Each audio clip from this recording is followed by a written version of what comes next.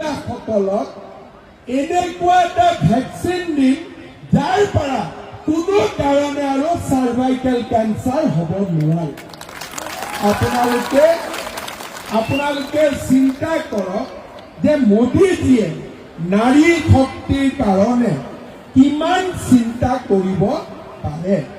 শ্ৰদ্ধা ৰাইজ, আজি আমাৰ অসমখনক আমি যাতে আগুৱাই লৈ যাব পাৰোঁ, অসমখনক যাতে আমি ভাৰতৰ ভিতৰতে এখন সৰ্বশ্ৰেষ্ঠ ৰাজ্য কৰিব পাৰোঁ, দিছপুৰ সমষ্টিটোক আমি যাতে আগুৱাই লৈ যাব পাৰোঁ, তাৰ বাবে আমি বিজেপি দলক ভোট দিব লাগিব।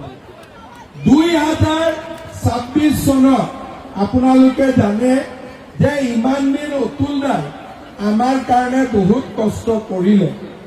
2026 চনত আমাৰ দিছপুৰ সমষ্টি এতিয়া দুটা সমষ্টি হ'ব। চিটিখিনি বেলেগ, গাঁওখিনি বেলেগ।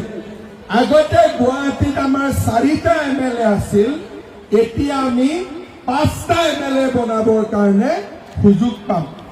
আৰু আমি গুৱাহাটী লোকসভা সমষ্টিত আগৰ দৰেই আমি ভোট দিম।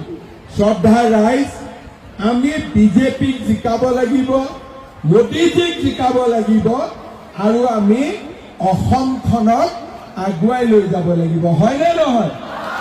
সকলো ৰেডি? এতিয়া মোৰ শেষ কথা, আমি গুৱাহাটীৰ মানুহে ভোটটোতো দিব খোজো। এইফালে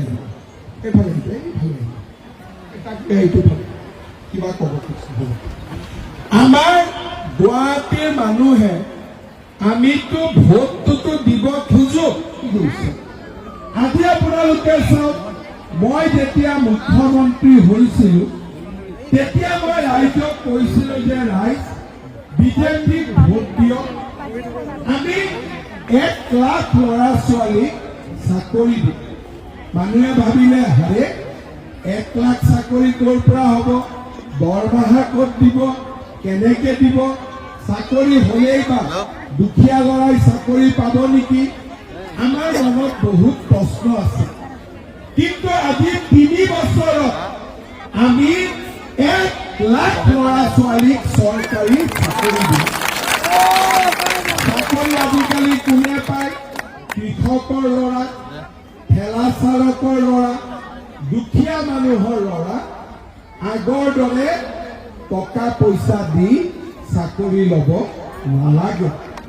এতিয়া মই আজি আপোনালোকক আকৌ কি ক'ব খুজিছো যে মোৰ 1 লাখ দিম বুলি কৈছিলো, 1 লাখ চাকৰি দিয়া হৈ গ'ল, কিন্তু ল'ৰা ছোৱালীটো নিবনুৱা আছে। সেইকাৰণে এই বছৰটোত মই আৰু 50,000 চৰকাৰী চাকৰি,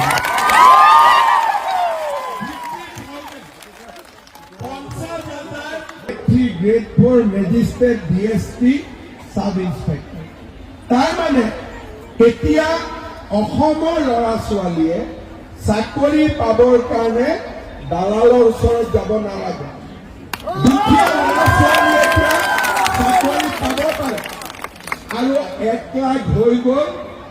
এই বছৰটোত 50,000 আৰু চাকৰি হ'ব।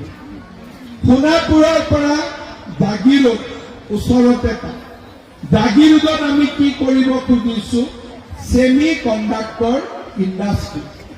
এতিয়া ছেমি কণ্ডাক্টৰ বুলি ক'লে আমি বুজি নাপাম, কিন্তু সহজতে যদি বুজাও, মানুহৰ যদি হাৰ্টটো নাথাকে, তেজৰ শোধন নহয়,